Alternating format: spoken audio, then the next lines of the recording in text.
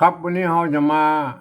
ฝึกอ่านนะครับอ่านภาษาละนานะครับรุ่นแรกๆนะครับเปิ้นยังบ่มีไม่เอกไม่ถูกก็คือ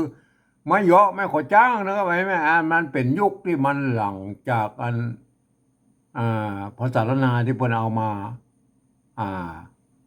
เปิ้นสร้างภาษาละนาอันรุ่นแรกมานะเปิ้นเอามาเขียนเป็นอันอักษรธรรมบาลีเนาะครับหลังจากนั้นมันก็มาเป็นภาษาชาวบ้านอย่างนี้นะครับเห็นไหม ไอ้รุ่นนี้มันยังไม่มีแม่เอกไม่โทด้วยนะครับก็คือไม่เยาะไม่ขอจ้างนะครับอ่ามันก็อย่างว่ามันก็สามารถผันไปนะครับท่านมาหัดอ่านนะฮะอ่านภาษารุ่นนี้ก่อนนะครับก่อนที่จะไปฮีเอ่อไปไปเฮียนอันภาษาอันบาเดียวเนี่ยที่วันมุกกับปะทะกันมาเมินนั่นไงมันก็เพี้ยนกันไปเรื่อยๆนะครับเพี้ยนกันไปเรื่อยๆแล้วก็เถียงกันนะเพี้ยนกันนะอันอันภาษาอันเก่าเงาอย่างนี้มันต้องมาเถียงบนนะบนเขียนไว้400-500 ปีบนนั้นก็เห็นไหมแล้วหลังจากรุ่นนี้นะไอ้น่ะเนี่ยเอามาก้อยอันปิกเป็นก้อยนั่นอันรถเลยนะหลังรุ่นนี้มาอันรุ่นนี้อยู่ในเป็นใบอันอืม เขียนอยู่ในใบลานน้อยๆนะครับเห็นไหมแต่แป๊บน้อยๆเป็นตำ5 ยานะครับรุ่นหลังนี้มันจะเป็นเอ่อเป็นปั๊บสานะครับเป็นปั๊บสารุ่นนั้นมัน300 ปีนะปั๊บสาเนี่ย250 ปีถึง300 ปีนะมันเป็นปั๊บสาอะไรไหมรุ่นนั้นก็มันจะก็เพิ่มขึ้นมาแถมว่าไอ้แม่มันก็แถมแบบนึงมันก็เพิ่มมาจากไอ้ภาษาเก้าเงาแบบนี้มันก็ยังบ่อันครบเครื่องเด้อเนาะประกาศสร้างแบบครบเครื่องนะครับเห็นไหมเฮามาก่อนแล้วนะครับเห็นไหมวันนี้เฮาจะมาหัดอ่านนะครับหัดอ่านแบบที่มันแบบมีไม่เอกไม่โทนะเขาไม่เยาะไม่ขอจ้างแล้วก็เฮาอ่านเป็นตัวไปแล้วนะครับเนี่ยเอาตัวแรกเลยนะครับเนี่ยอันตัวซ้ายนะไม่กี่อยู่ข้างบนเนี่ยตัวหน้าอยู่ข้างบนเนี่ยเห็นไหม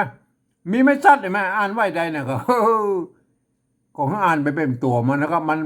นอันนี้มันก็ไม่ใช่บาลีใช่ไหมมันอ่านถ้าจะอ่านสันก็มาได้นะก็สันเนี่ยอ่านว่าสันก็ยังได้นะครับอ่านว่าสันก็ได้นะครับเห็นไหมอ่านว่าสันนี่บาทก็ได้นะอ่านว่าตัวสะนี่มันมีไม่ชัดเห็นไหมสะกดด้วยตัวหน้าอ่านว่าสันไม่กี่อันตัวหน้าไม่กี่กับอันมันนี่อ่านว่าสันก็นี่บาทก็ได้หรือว่าสะนี่บาทก็ยังได้นะครับก็อ่านไปนะครับอ่านว่าสันนี่บาทอ่านว่าสะนี่บาทนะครับเห็นไหม อันนี้มันบาดตัวหลังนี่มันบาดแน่นอนอยู่แล้วบาดแน่นอนอันตัวหน้าเนี่ยมันถ้ามันมีไม่กี่มันก็อ่านว่าสันเนาะมันไม่ทราบอะไรไหมท่านก็ไปพิจารณากันนะอ่านภาษานิบาตกันยังไงนะอ่านภาษานิบาตกันนะเห็นไหมท่านก็ไปอ่านนะครับสานิบาตนะอ่านถือว่าถ้าอ่านว่าสานิบาตนะถือว่าไม่ซัดนี่เปิ้นเอากำกับไว้บ่ได้นะก็เปิ้นอ่านได้2 เสียงอย่างเงี้ยนะเห็นไหม อ่านว่าสันนิบาตก็ยังได้นะก็โอเคนะครับเพราะว่าถือว่าไม่กี่มันก็อยู่ข้างนอกตอนสันนะอันตอนนี้นะมันก็โอเคกันนี่ไปอ่านไปนะก็มาพ่อว่าเขียนรวมๆกันนะครับเห็นไหมสันนิบาตอันเนี้ยอ่านใบนะอ่านใบก็ได้อ่านใบก็ได้นะก็อ่านใบนะกรณีมันเป็นใบครับอันนี้มันตัวพระนะตัวพระอันไม่ชัดสะกดด้วยตัวกาพักนะครับพักผำนะพักผำพักผำอันน้อยมันมาแล้วเนี่ยมันจะได้เนี่ยจะได้หันชัดนั่นแหละพักผำ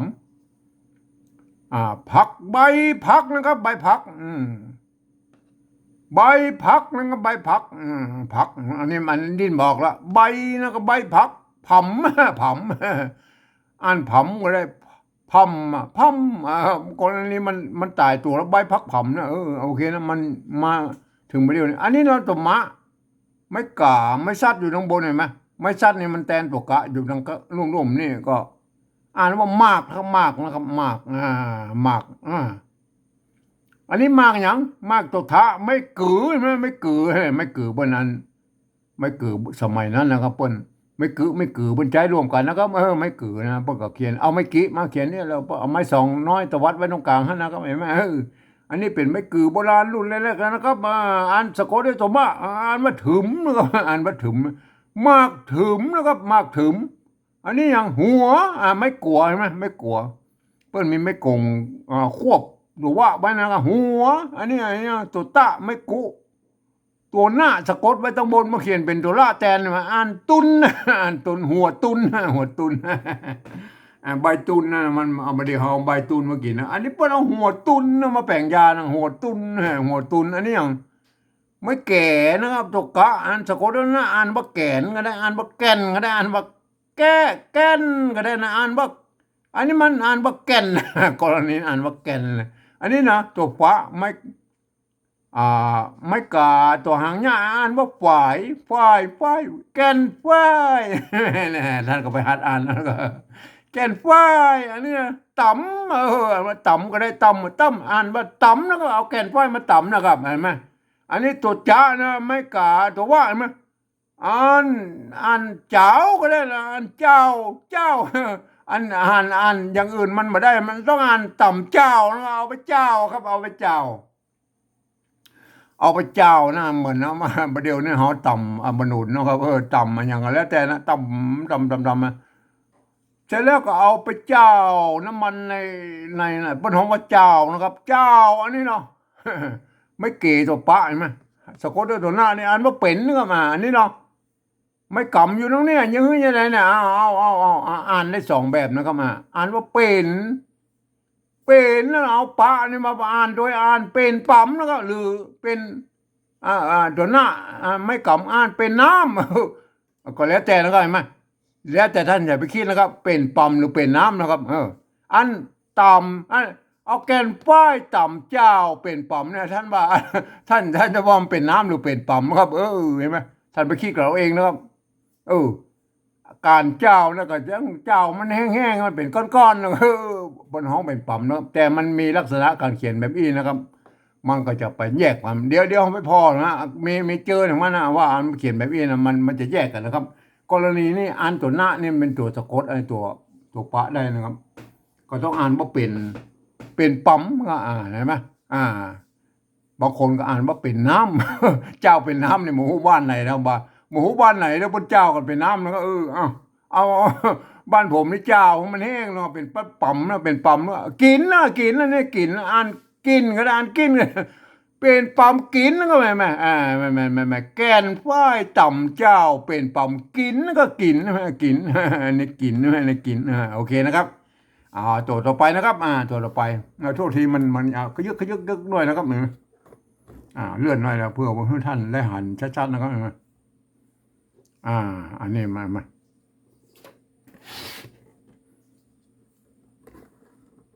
โทษทีนะครับตัวต่อไปนะครับ ตัวยะใช่ไหมไม่กายาเนี่ยไหมอันยอยักษ์อันเสียงออกยอยักษ์ไทยเนี่ยพ้นใจตัวยะห่างยาวอีนะครับยานะครับยาสันนิบาตหรือสันนิบาตก็แล้วแต่ท่านอ่านนะครับยาสันนิบาตกับนะครับกับนี่ตัวกะอันนี้กับแน่อันนี้ลูกนะครับลูกนะตัวละไม่กูไม่ซัดอยู่ข้างบนไม่ซัดมันเป็นไม่กักนะครับมันแตนตัวกะอยู่ข้างๆนี่อ่านว่าลูกนะครับอันนี้เนี่ยอันนี้อันมีแล้วก็ห่างเนี่ยอยู่ตรงนั้นอันกันยอดได้หายไปนะมันมาหันแล้วก็เนี่ยมันได้โดน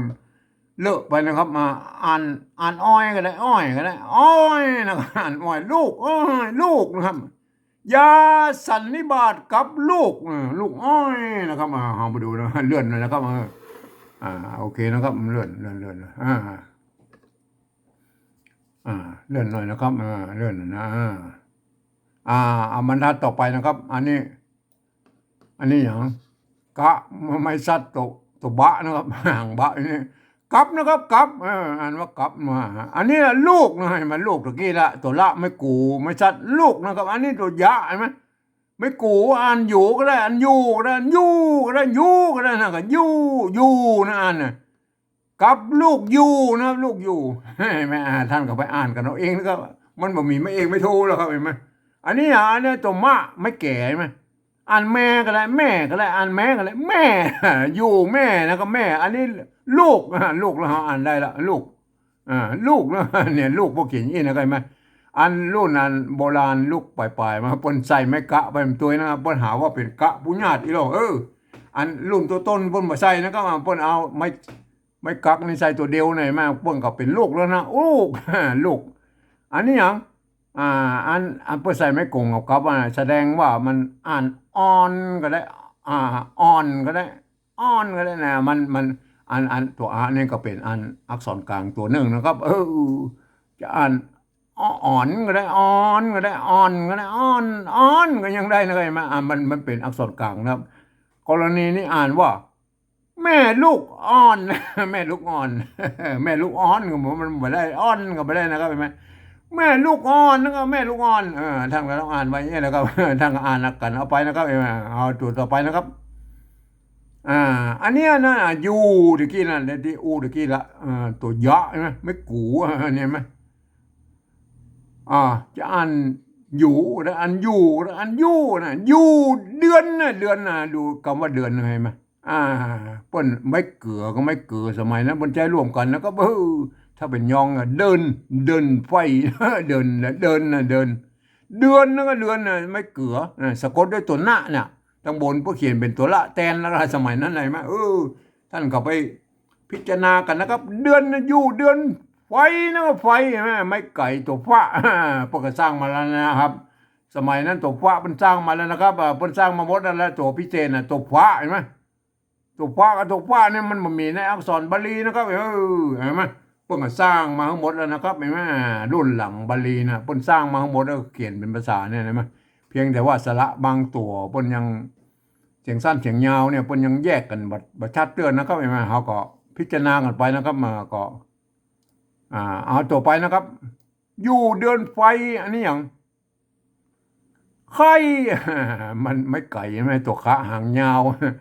อันไข่ก็ได้อันไข่อันไข่อยู่เดือนไฟไข่เอาอูอาไหมอูอาสมัยนั้นพวกก็เขียนอูอาแล้วนะครับเห็นไหมพวกอ่านว่าเอานะครับเอานะครับเอานะครับเลื่อนไปแล้วครับเอาใบนะครับเอาใบอันนี้ใบแล้วมันบอกใบบอกใบแล้วใบทั่วใบใบทั่วนะครับอันนี้ไม่กลัวใช่ไหมตัวท้าอ่านถั่วก็ได้อ่านทั่วอ่านทั่วก็ได้อ่านทั่วใบทั่วอันนี้อ่านต่างก็ได้อ่านต่างอ่านตั้งทั่วตั้งใบนะใบแม่เนี่ยใบ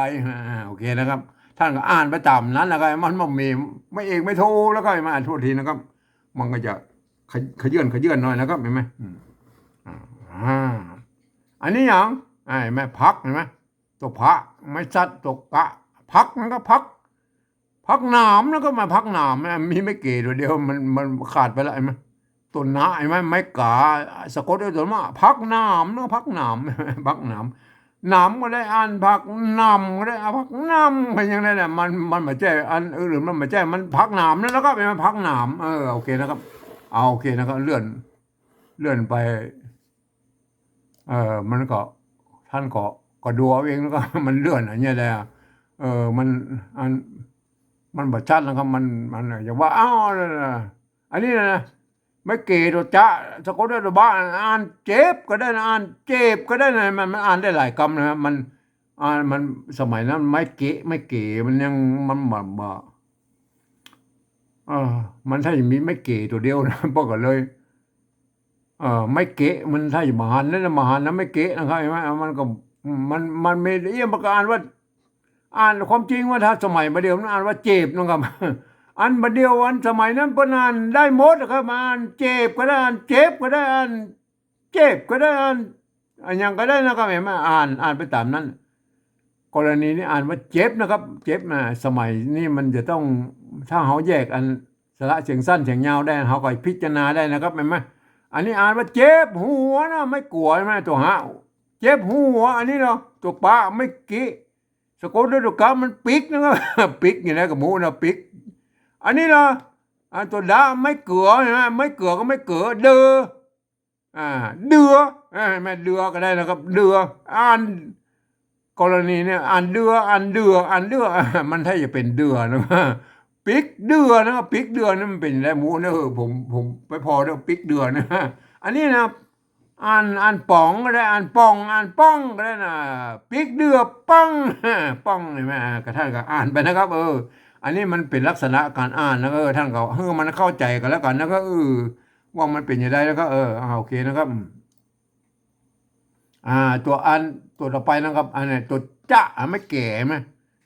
อ่านว่าแจ้ก็ได้อ่านว่าแจ้ก็ได้อ่านว่าแจ้ก็ได้ท่านก็อ่านไม่ได้สามเสียงนะอ่านตัวจะนี่เป็นอักษรต่ำนะก็อ่านตัวแจ้สามัญนะครับอ่านว่าแจ้เสียงโทนะไหม อันแจ้เสียงตี้นะท่านก็อ่านได้3เสียงนะไหนไหมอันกรณีถ้าจะอ่านว่าแจ้นะแจ้นะอันนี้เหรอตัวกะเป็นอักษรต่ำนะครับอักษรสูงตัวเดียวอักษรสูงไม่กี่สะกดเดินนะ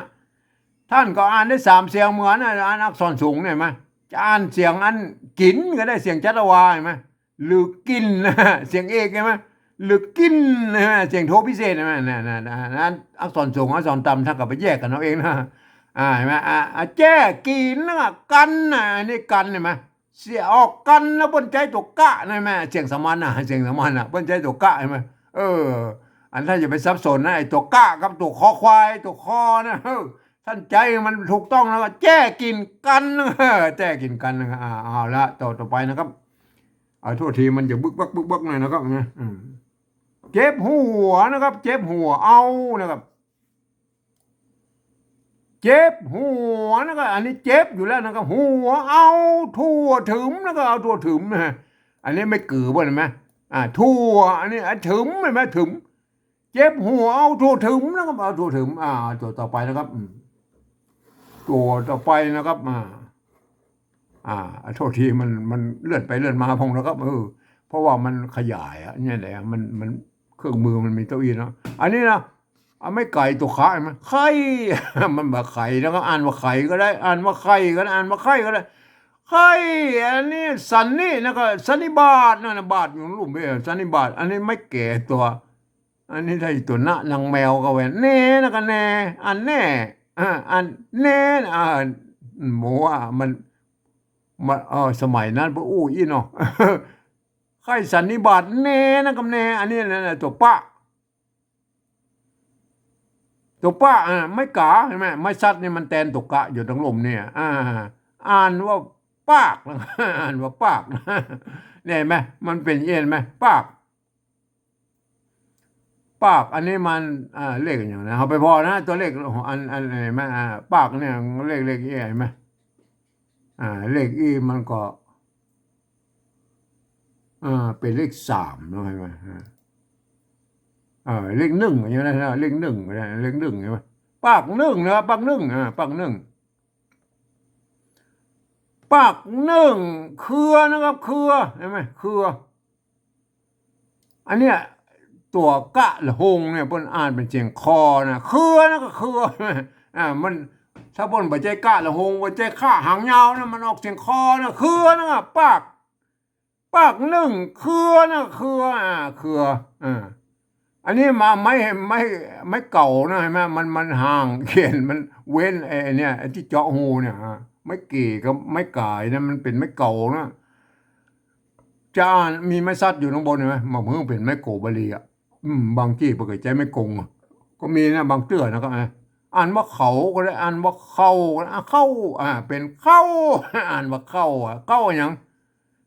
เข้าอย่างแล้วก็เข้าเข้าอันนี้เนี่ยไม่อันเนี้ยจมไม่กลัวใช่ไหมกรณีที่มีไม้อันตัวอันสะกดแล้วเนี่ยป้นตัดไม่กงออกนะก็แม่เนี่ยคืออันมาตัวสะกดคืออย่างก็คือไม้กักอยู่ตรงบนเนี่ยมันเป็นตัวกะครับ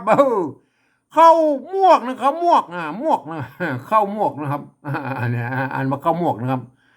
อันนี้ตังนะอ่านว่าตังแต่อ่านว่าตังเลยตังอันนี้2นะครับอันนี้เป็น2โหรานะ2โหรา2ทำมันเป็นอย่างมันสลับกันนะครับมันป้นใจมั่วกันไปหมดนะอันนี้หรอตัวละนะไม่กาเนี่ยมันไม่ซัดอยู่ตรงบนเนี่ยเห็นไหมอันไม่ชัดตัวบนมันแตนตกกะอยู่ตรงลมนี่ก็อ่านว่าหากนะอ่านว่าหากไม่เป็นไหม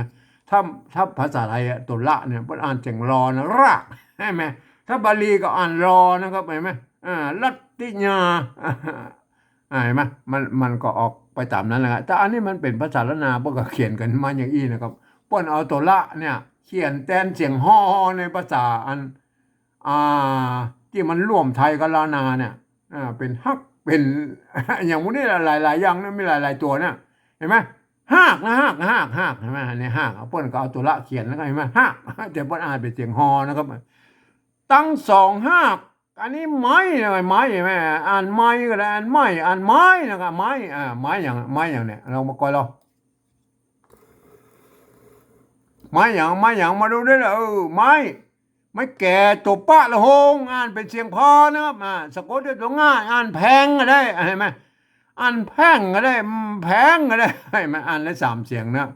กรณีนี้อ่านว่าไม้แพงนะครับไม้แพงก็ยังได้ยินอยู่แล้วเอาผมก็บอกเคยหันนะไอ้ไม้แพงเนี่ยมันเป็นอย่างนี้ได้ยินว่ากำว่าป่าแพงเนี่ยป่าแพงมันเป็นอย่างมันป่าไม้นะครับป่าแพงป่าไม้แพงไม้แพงนะครับขอโทษทีมันขยำเลยไม้แพงอันนี้ฝนนะเนี่ยฝนใช่ไหมตกฟ้าไม่อ่าไม่ไม่กงอยู่ตรงบนเนี่ยสะกดด้วยตัวหน้าเนี่ยอ่านฝนกันอ่านฝนไม่อ่านได้สามเสียงไม้แพงฝนนะเนี่ยอันนี้ตัวนี้แหละเห็นไหมมันตะกี้เอาหันแล้วเป็นปั๊มเนาะเป็นน้ำหน่อยไหมอันนี้มันแน่นอนอยู่แล้วว่ามันจะต้องอ่านแยกกันนะครับอันไม้ไก่ตัวซะเนี่ยอันตัวหน้าอยู่ตรงลุ่มนี่มันถ้าเขาบอกมีไม้กำนี่มันอ่านไม่ได้แล้วมันเป็นอะไรอย่างนั้นเนี่ยเอาไม้ไก่มันสะกดด้วยตัวหน้าใสสันใสสันมันอ่านไม่ได้ครับมันอ่านไม่ได้มันต้องแยกกันนะครับตัวหน้าตัวใส่ก็ตัวหน้ามันเป็นตัวตัวสระอยู่ข้างบนเนี่ยอ่านว่าใส่น้ำนะครับ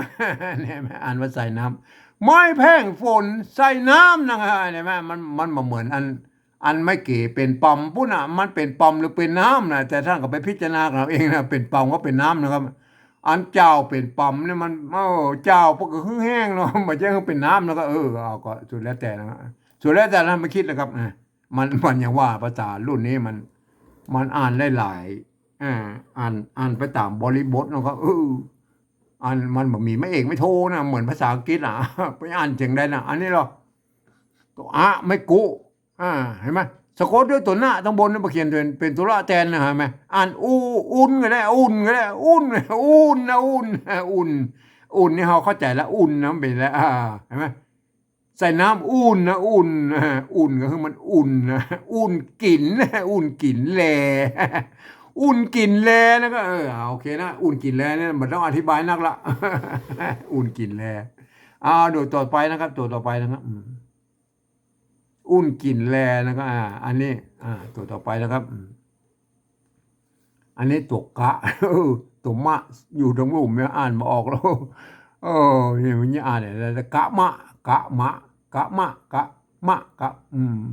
มันได้เป็นกลมว่าเขาว่าอย่างกระมุเนอะว่ามันให้ตกไปเนาะก็หามาอ่านละเว้นไปอันนี้นะตัวคะไม่กะตัวง่ายไหม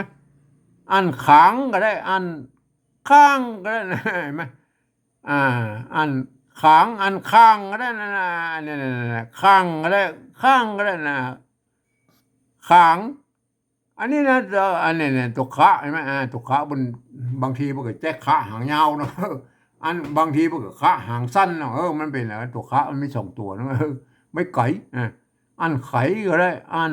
ไข่อันไข่สันนิบาตนะครับสันนิบาตหรือสันนิบาตก็ท่านก็ไปอ่านแล้วกันเอาเองนะครับผมก็อธิบายไว้เมื่อกี้แล้วเห็นไหมสันนิบาตนะครับอันนี้ตัวกะเห็นไหมอันนี้มีไม่เก๋ล้วนๆนะมันไทยไอ้ลับๆนี่มันไทยจะเป็นไม่แก่นะครับสะกดด้วยตัวมะอ่านว่าแก้มก็ได้อ่านแก้มสันนิบาตแก้มสันนิบาตแก้มที่แก้มเนี่ยอันนี้เนาะตัวขาไม่กะข้างอ่านว่าขางก็ได้นะครับขางข้างแก้มข้างอันนี้อ่านมันเป็นเรื่องเป็นราวนะครับฝีนะครับฝีเป็นฝีก็เป็นฝีอันนี้เครือไหมเครือแต่ละถ้าเป็นยองกับเครือนะครับอันเครืออันนี้ปนใจตัวข้าหางยาวครับนี่ไหมเครือเอานะครับฝีเครือเอา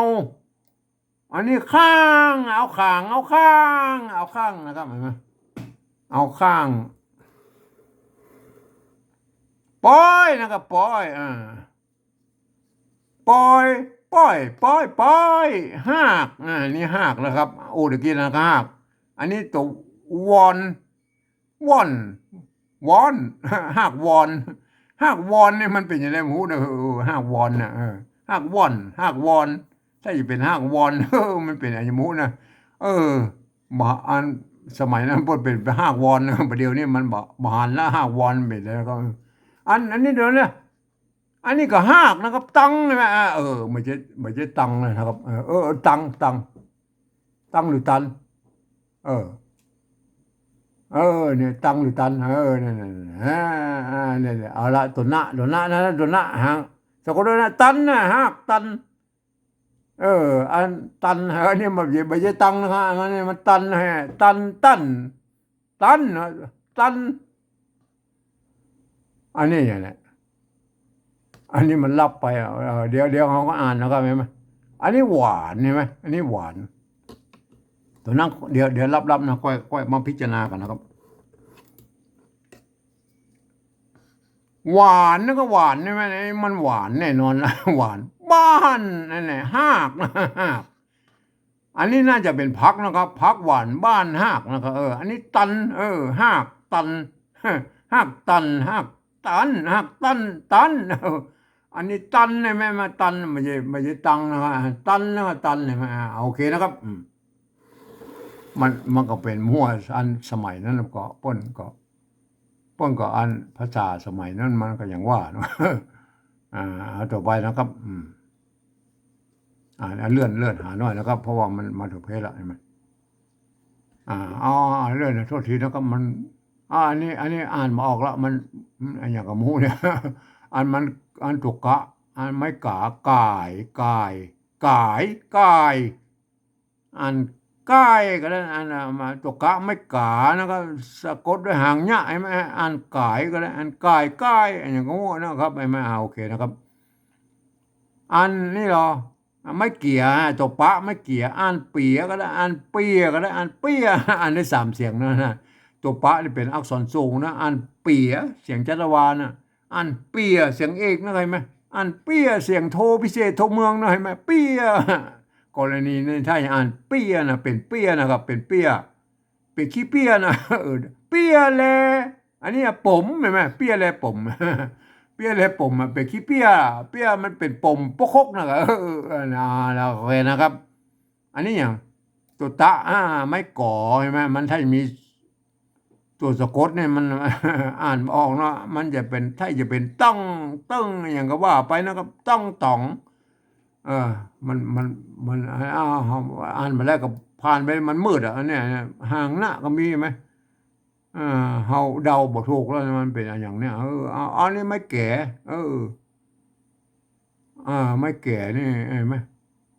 อาจจะบ่ใจก็ได้นะอ่านเป็นเผาได้อ่านเผาแผ่วอันนี้โอเคนะครับเพราะว่ามันติดตัวอันนี้มันเลยอ่านมาบ่รู้เรื่องบทนะครับบทอันนี้บทแน่นอนอันตัวบะนะครับไม่กงอยู่บนสะกดด้วยตัวละบดนะครับเสียออกเสียงจัตวานะอันนี้ตัวกะไม่ชัดสะกดด้วยตัวบะนะกะดาบะเนี่ยอ่านออกเสียงจัตวากับหน่อยไหมกับไหมไปได้ไหมอันนี้อันตัวหน้านะมีก็ไม่ตัวนาเท่าที่มีไม่กังวลอยู่เนี่ยก็คือไม่กำนะครับอันน้ำก็ได้อันน้ำนะครับน้ำอันนี้นะนึ่งไงมันนึ่งไงมันนี่ก็มันนึ่งเนี่ยสมัยเดียวบัดเดียวนี่มันต้องใจไม่กือเนาะนึ่งน้ำมันนึ่งไงน้ำนึ่งไงเนี่ยบัดเดียวไม่กือสมัยนั้นคนใจรวมกันนะครับเห็นไหมนึ่งไงมันตัวนะสะกดด้วยตัวง่ายอย่างนู้นเนี่ยไม่กืออยู่บนเนี่ยมันมีไม่เอกไม่โทก็คือพวกอันหนึ่งก็ได้อันหนึ่งก็ได้อันนึ่งก็ได้กรณีอันมานึ่งน้ำนึ่งอันนี้มันเนี่ยแล้วมันอันตะกี้ก็อันใส่น้ำเห็นไหมอันนี้มันอ่านได้สองแบบนะครับจะอ่านว่าเป็นปั๊มไงไหมเป็นแล้วก็อ่านตัวปะนี่ไม่กำเป็นปั๊มหรือเป็นน้ำเห็นไหมผมก็แล้วเจ้าเป็นปั๊มเจ้าเป็นน้ำนะท่านก็ไปพิจารณากันเอาเองนะครับอันนี้ไหมบดกับน้ำนึ่งเป็นปั๊มนึ่งเลยมันนึ่งเอาอย่างไรเอาน้ำมานึ่งเนี่ยมันเป็นอะไรเนี่ยท่านอย่านึ่งอย่างไรเนี่ยมันต้องเป็นปั๊มก็เป็นก้อนๆก็ที่จะเอาไปนึ่งได้นะท่านก็พิจารณากันเอาเองนะครับบดกับน้ำนึ่งเป็นปั๊มอันนี้อย่างเปลือกนะครับเปลือก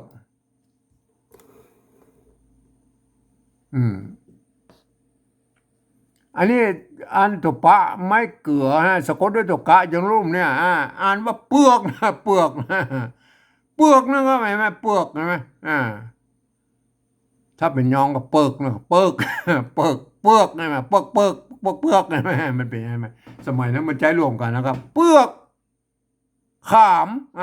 เปลือกขามก็คือบักขามนั่นแหละครับเปลือกขามฝนนะฝนใช่ไหมเห็นไหมอันนี้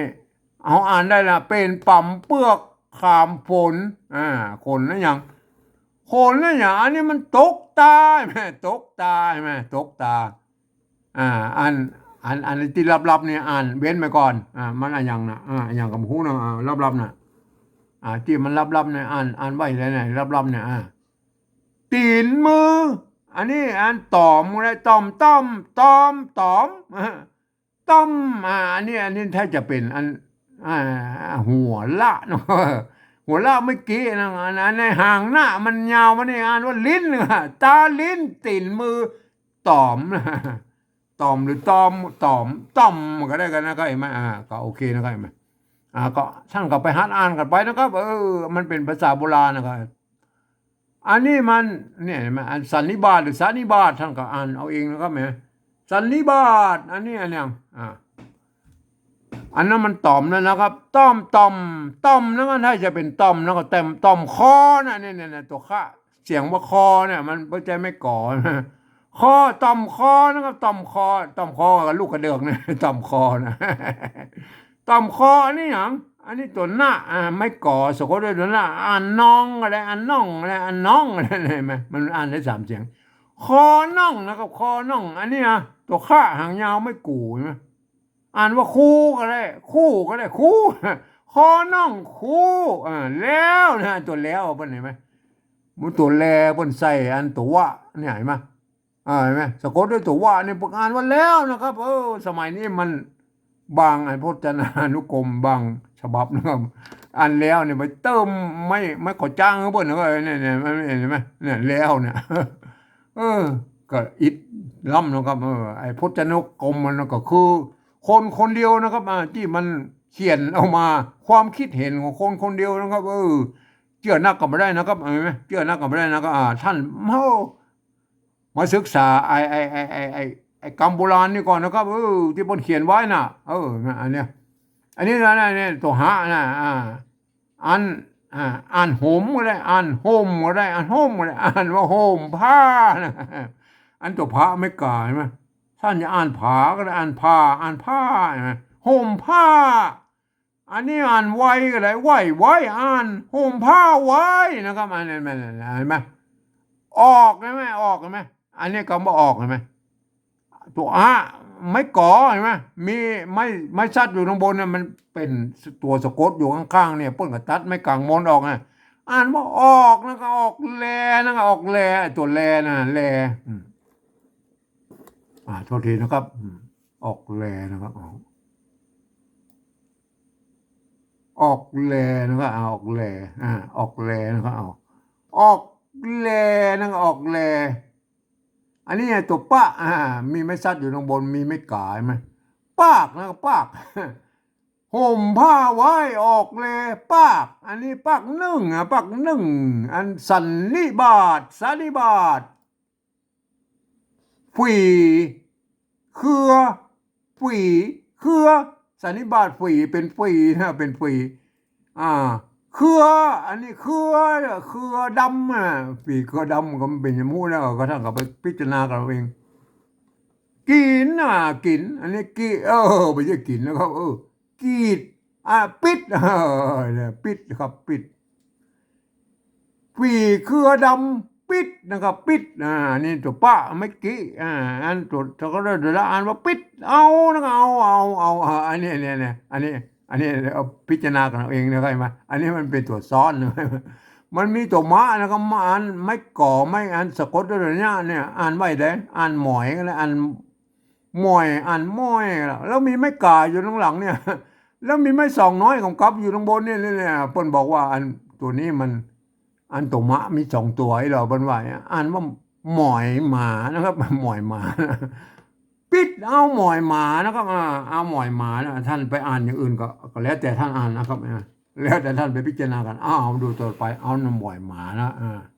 บรรทัดต่อไปนะครับเกือบจบแล้วนะครับ บรรทัดที่3นะครับโทษทีเลื่อนหน่อยอันนี้อย่าง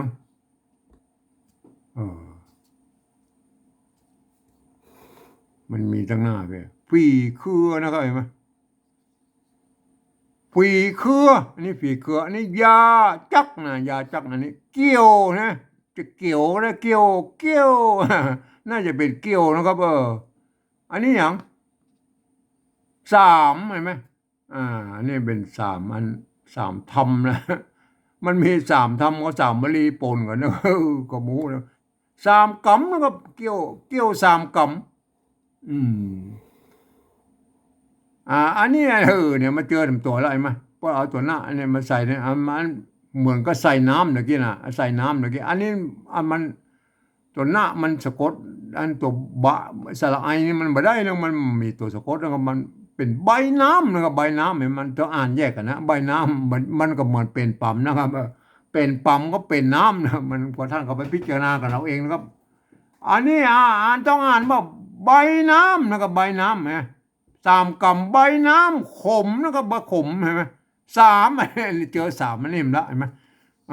อันนี้3 โหราใช่ไหมมันเป็น3 บาลีก็3 โหราเนี่ยไม่ได้ไหมมันก็แล้วแต่นะครับมันก็เขียนป่นเข้าไปสมัยนั้นนะกำ3 กำ3 กำนะครับเห็นไหมอันนี้ไม้แล้วก็ไม้เห็นไหม3 กำไม้แล้วก็ไม้อันนี้ไม้ไก่ตัวข้าหางยาวไปใส่ละโฮงด้วยไม่สมัยนั้นไหมข้าอันไข่ก็ได้อันไข่นะครับไม้ไข่ไม่ไข่ไม่ไข่ไม่ไข่ไหนไม่ไฮไม่ไข่มันเป็นไม้ใดก็มูนะอันนี้นะนูนไม่ไข่นูนไม่ไข่นูนไม่ไข่นูนนุ่นก็เสร็จแล้วแต่ละมันหมูจักแล้วไม้สมัยนั้นแล้วก็ไม้นะครับอันนี้ไม้ไข่นูนอันนี้อันไม้เก่านะครับไม้เก่าตัวหน้าเห็นไหมมันเป็นตัวหน้ามีไม้ซัดอยู่ตรงบนแบบเห็นไหมอ่านว่าเน่านะครับอ่านว่าเน่าได้อ่านว่าเน่าก็ได้นะครับเห็นไหมเนี่ยไม้ไก่ตัวหน้าเห็นไหมอ่านว่าในนะเน่าในนะครับเน่าในเน่าในอันตัวต่อไปแล้วครับอันนี้อย่างตัวเห็นไหมกันย้อนอยู่ตรงรูปนี่ตัวหางยะเห็นไหมเห็นไหมอ่านอ้อยก็เลยอ่านอ้อยก็ได้อ่านอ้อยแล้วก็อ้อยตัวจ้านะไม่กาตัวง่ายไหมอ่านจังนะจังอะไรอ่านจังอ้อยจังอันนี้เหรอตัวดะไม่กี่สะกดด้วยตัวนะดินปนไม่ดีมันเป็นดินนะอันสมัยนะปนดินยาวๆดินขี้ดินขี้ดินโอเคนะครับเนี่ยมาก่อนท่านก็อ่านไปตามนี้แล้วก็เห็นไหมหัดอ่านเอาแล้วก็เห็นไหมอ่านตัวต่อไปนะครับเห็นไหมดินจอมใช่ไหมดินเมื่อกี้แล้วนะครับดินจอมอันนี้มันจอมก็ได้อ่านจอมก็ได้อ่านจอมดินจอมปวกดินจอมนะดินจอมนะมันเป็นปวกนะจอมนะดินจอมนะครับก็คือจอมปลวกนะอันนี้3ใช่ไหมเป็น3 โหราใช่ไหมแห้งอ่านแห้งก็ได้อ่านแห้งนะครับแห้งนะครับ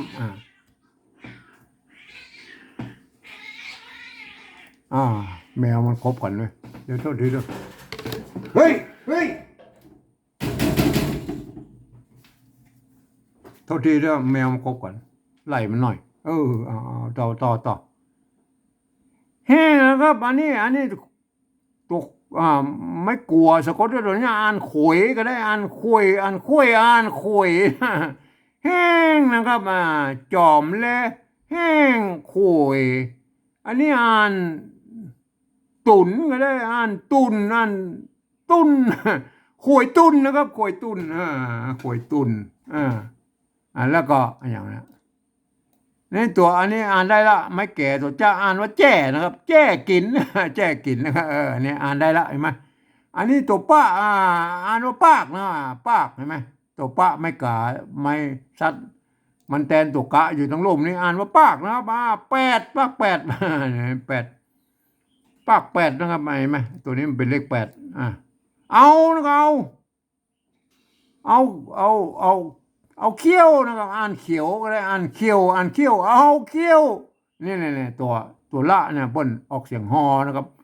เขี้ยวแฮดนะแฮดนะท่านรู้จักแฮดละอ่านเมืองอ่านชาไทยเปิ้นแรดนะครับอ่านเมืองเฮา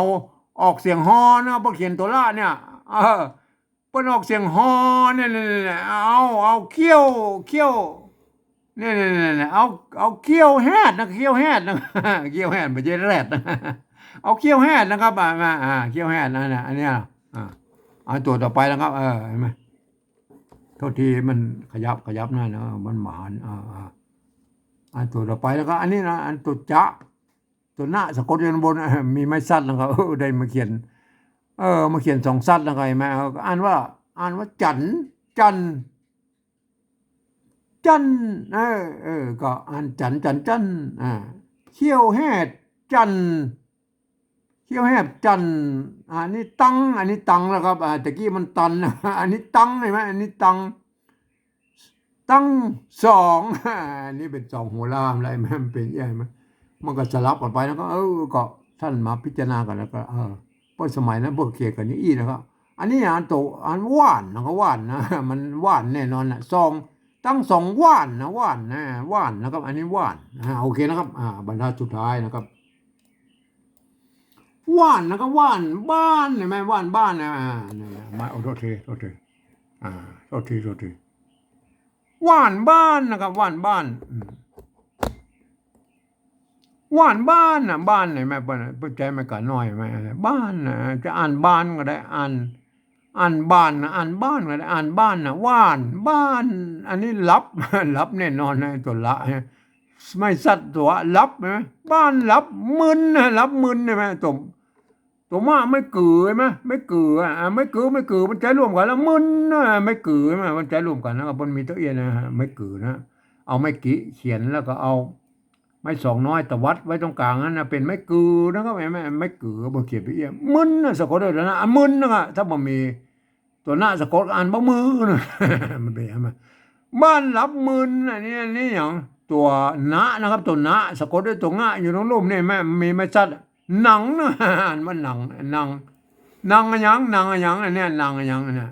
หนังตัวข้าเห็นไหมก็อ่านตัวมันเองนะแม่เห็นไหมหนังข้าหนังข้าอันนี้เราตัวนะอันไม่โกเห็นไหมสะกดด้วยตัวเนี้ยเนี่ยพวกเขียนกันเห็นไหมพวกเอาเขียนไว้ทางนอกเพราะมันเป็นแบบฉบับมันมาถึงปัจจุบันนะพวกมันปนกันนะพวกเขียนกันเห็นไหมข้าอ่านว่าอุ้ยก็ได้นะครับอุ้ยอ่านว่าอุ้ย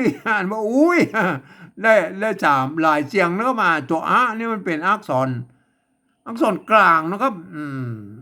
เมื่อเป็นอักษรกลางแล้วท่านจะว่าเป็นอักษรต่ำก็ได้ว่าเป็นอักษรสูงก็ยังได้นะแม่มันเป็นคืออักษรกลางท่านจะพันได้6เสียงได้ไหมจะอ่านอุ๋ยก็ได้อ่านอุ้ยก็ได้อ่านอุ้ยก็ได้อ่านอุ้ยก็ได้อ่านอุ้ยก็ได้อ่านอุ้ยก็ยังได้เลยมาเป็นไหมข้าอุ้ยนางข้าอุ้ยไหมนางข้าอุ้ยท่านก็ไปอ่านเขาเองนะมันผมมูจักนะครับนางข้าอุ้ยนางข้าอุ้ยก็แล้วกันอันนี้ยังฮาดอันนี้มันดิ้นหมอกละตัวฮะอันนี้ดิ้นหมอกแล้วครับตัวฮะไม่กาสะกดด้วยตัวดามันก็ฮาดตั้งฮาดมันฮาดมาได้ฮาดมันต้องเอาตัวละเขียนตั้งฮาดให้อันนี้ฮาดตั้งฮาดอันนี้อันยงตัวหญ้าเนี่ยตัวหญ้าเห็นไหม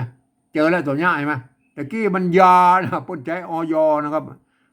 อันยงเนี่ยหมายยกขึ้นยกขึ้นสูงเลยยงเนี่ยไหมอันเนี้ยอันยอนะยงเนี่ยมันยงไม่เก๋สะกดด้วยตัวง่ายเนี่ยอ่านว่ายงนะอ่านว่ายงก็ได้อ่านว่ายงก็ได้นะก็ท่านก็อ่านได้3เสียงนะครับมาอันยงหาดยงฝน อันนี้ฝนใช่ไหมฝนใช่ไหมอ่านฝนก็ได้อ่านฝนก็ได้กรณีนี้ต้องอ่านว่าฝนก็หาดยิงฝนกินแล้วก็กินใช่ไหมนั่นมันเป็นยังไงหาดยิงฝนกินโอเคนะครับอ่าอันนี้ต่อไปอันสุดท้ายละสุดท้ายละสุดท้ายละเห็นไหมอ่า